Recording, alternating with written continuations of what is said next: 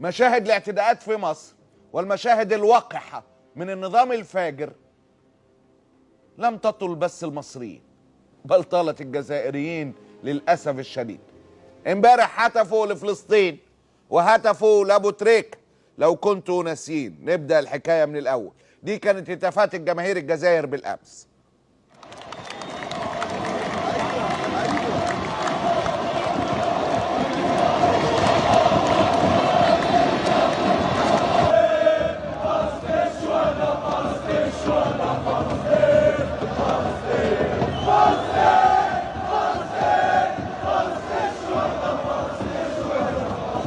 الجماهير الجزائرية اللي هتفت لفلسطين من أمام الأهرامات بالجيزة، ده النهاردة طلعوا يحتفلوا جماهير بلد وصلت للنهائي، فلقوا إن أحلى احتفال ليهم إنهم يهتفوا لفلسطين من الهرم.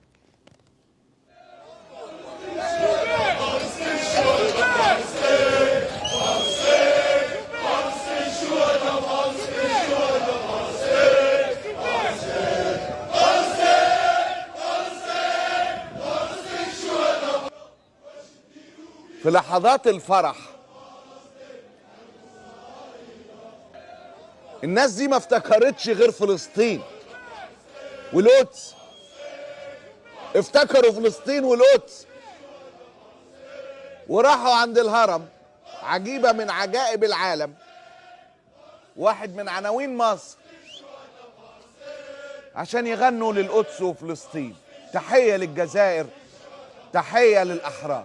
هذه هي الجماهير الجزائرية اللي اتعاملت داخل المدرجات بكل احترام، واللي الرغم ان المدرجات كان فيها اماكن كتير كان بيتضايق عليهم في موضوع التذاكر، جماهير كتيرة ما كانتش لاقية تذاكر، والمشهد ده من امام السفارة الجزائرية للقاهرة وغضب ان هم مش لاقيين تذاكر. قاعدين وهنا ما حبوش يعطيهم التكيات، والسفير ماهوش السفاره، السفير ماهوش السفاره، هاي السفاره، السفير ما حبش يخرج، السفير ما كانش، ما راهوش يخدم، هاي السفاره، السفير ما كانش، ما راهوش يخدم، صبر ما كانش يخدم، ادخل سدس ضد ها وين في السفاره والسفير ما كانش، الشعب كاع راه هنايا يضمنوا في التكيات، يتنحوا عام حبس، ادخلوا معاه هذا رانا جينا فينا. شوف انا كل ده بمهد لك عشان توصل تشوف بعد ما كل اللي عملوه الجزائريين ده حصل فيهم ايه. حكينا لك قصة كيف استولت الأجهزة الأمنية في مصر على التذاكر خوفا من الجماهير، وخصوصا الجماهير الجزائرية، وقصة المخبرين والأمن اللي ملى المدرجات. المخبرين والأمن المصري زي ما قبضوا على مصريين من المدرجات كرروا المشهد مع جماهير الجزائر، وتم ترحيل 22 مشجع بعد القبض عليهم واحتجازهم والاعتداء عليهم. بعد القبض والاحتجاز والاعتداء، قبض واحتجاز واعتداء، عملوا ايه؟ انت مش شايف؟ هتفوا لفلسطين، الجزائريين هتفوا لفلسطين، فمصر قبضت عليهم. بقول لك انجز حكومة في تاريخ بلدي بقيادة العميل الصهيوني. الجزائريين هتفوا لفلسطين، فمصر قبضت عليهم، وده مشهد ركوبهم الطيارة النهاردة.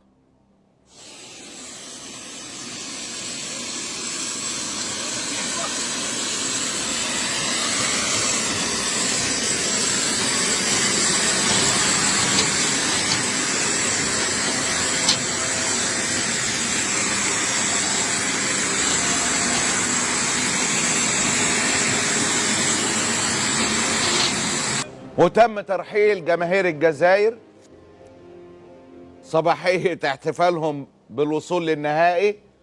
تم ترحيل الجماهير بهذا الشكل المهين عشان هتفوا لفلسطين للأسف الشديد. السلام عليكم، صباح الخير. بون، احنا المرحلين يروحونا من مصر البارح. كنا في استاد نتفرجوا دوزيام ميطون تمركب بيت الثاني تاع محرس، طلعت لابوليس ديريكت داونا في 22 واحد. هم كاين جماعه هنا وكاين جماعه اي ما كانش. 22 واحد من 11 ساعه الليل لل5 تاع الصباح واحنا في الكوميساريا. عذاب عشناه البارح، ميزيريه عذاب. الدنيا كل داروها لنا البارح خويا تاع المصاروه، الدنيا كل داروها في الكوميساريا تاع حي النصر، كوميسارية حي النصر. تشوف الدولة الجزائرية كيف دير ردة فعل تاعها، وتشوف هذا ما حوسوش علينا، ما حوسوش علينا. نزيد نهضر على هذا اللي مثل السفير ما جاش بس كان راقد البارح على 3 و5 تاع الصباح راقد السفير. بون جا الممثل نتاعو ويهدر معانا احنا بطريقة عشوائية كي شغل احنا دي فوايو. كي تهدر معاه يقول لك انت راك بالع، انت راك كذا، انت راك كذا، وما تهدرش راهم يخبوك. لما تكتمل الثورة بإذن الله ابقوا دوروا على الدولة الجزائرية. معلش يعني دي رسالة لإخواتنا الجزائريين، لما تكتمل الثورة ابقى دور على الدولة الجزائرية. الآن الحكم العسكري في مصر خاوة مع الحكم العسكري في الجزائر. يعني عشان انت فاهم اوعى تفتكر المصريين اللي متضايقين منكم بس السفير متضايق منكم مش طايقكم، والحكومة الجزائرية مش متضايقة منكم مش طايقاكم. انتوا تتنحوا، انتوا بتوع تتنحوا جاع. لا ما تستناش حاجه من الدوله الجزائريه. انتوا بتشكلوا مشكله للدوله الجزائريه زي ما شكلتوا مشكله للدوله المصريه. وتعامل السفير معاكم سفير الجزائر في القاهره هو رساله الدوله، هو عباره عن انبوبه بتنقل لكم الدوله اصلا، يعني بص على اخرها.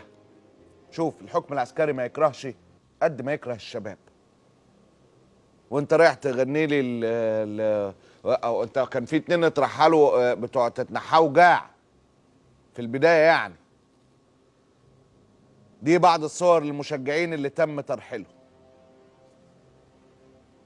من الطياره النهارده قبل وصولهم للجزائر. 22 مشجع الحمد لله مختارين رقم تقريبا عشان رقم فانيلة ابو تريكه، عشان كمان هدفوا لابو تريكه، فرحلوا 22 مشجع في رسالة واضحة من الأمن المصري. إن شاء الله بإذن ربك لما الجزائر تاخد الكاس محرز ورفاقه ما يبقوش يسلموا على العميل الصهيوني. يقولوا اصل احنا متوضيين. ده أقل واجب والله. ما إن فلسطين نعرف تماما قيمة مصر عندكم، ونعرف القيمة التي لا تدانيها قيمة لفلسطين أي مواطن عروبي ومسلم. فحقيقة وده العميل الصهيوني عدو مصر وعدو فلسطين، عدو الأول لمصر وفلسطين. إن شاء الله لما تهزوا الكاس يقولوا له أمك في العشة ولا طارت، لأنه يموت قوي في اللقطات تلاقوه متصدر في اللقطة دي. كده ما تنجسوش إيديكم بالسلام عليه. جماهير الجزائرية وصلت للجزائر بسلامة الله. بنعتذر لهم اعتذار شديد جدا، لكن الله غالب. انتوا عارفين مصر محتلة احتلال وطني. دي كانت بعض من شهاداتهم على التعامل الأمني من النظام المجرم في مصر معاهم، وازاي بحهم النظام في الجزائر اللي بقول لكم عليه. والله حقيقة الاتنين خوا. السلام عليكم. احنا جماعة المرحلين من مصر للجزائر 22 واحد كنا. يا اخي احنا داونا من الملعب، اقسم بالله العلي العظيم ما درنا حاجة. معنا حتى الكبار في اعمار 65 فما فوق، اقسم بالله ما درنا حاجة.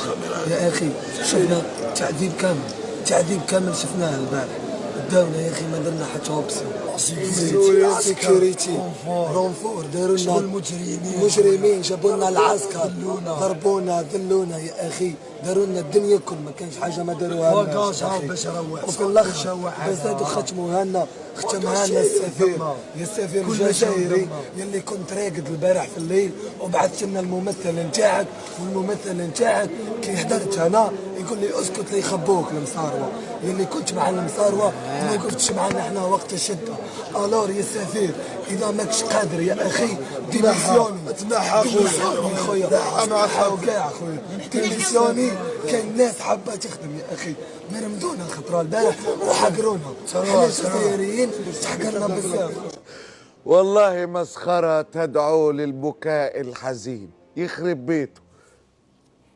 لا مسخرة فظيع. قال له اسكت يا واد. السفير الجزائري بيقول للمواطن الجزائري اللي بيستنجد بيه، يقول له اسكت لا يخبوك المساروة، دول متوحشين.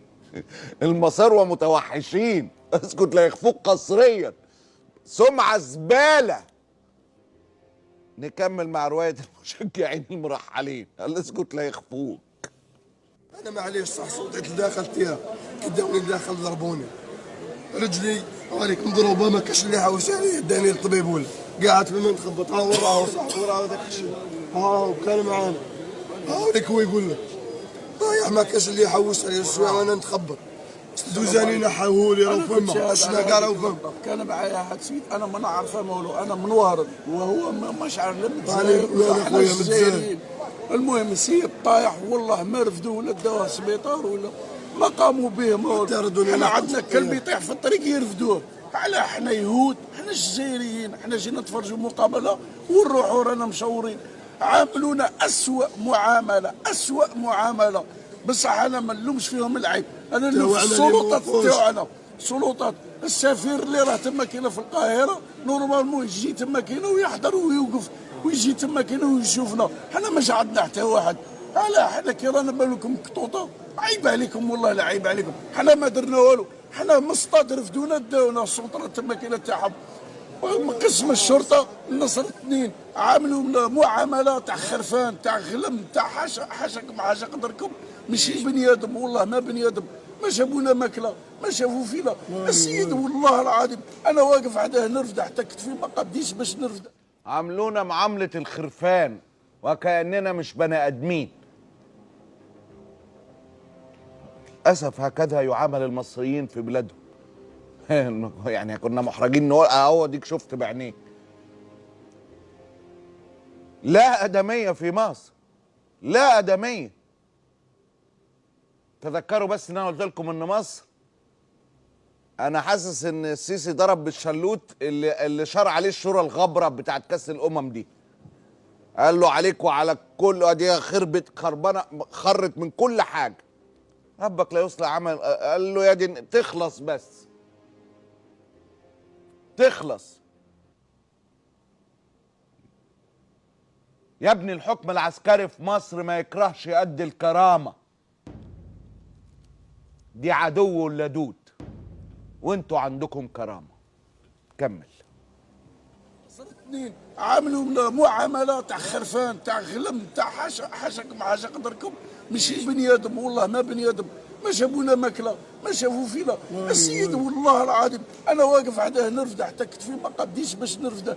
خلوها اديداس تالي داوها لها. انا هذا القش اللي راني لابسه الله يخلف على الناس اللي عطاوها لي. انا جيت زليط من تما كاينه، انا قشي وداوها لي. راه كاين الفيديو في البيس قاعد مصورها ولا السيد كان معانا ودار الفيديو دوك يحطها لكم ثاني كاينه في القاهره. ظلموني خونوا لي كاع حوايج.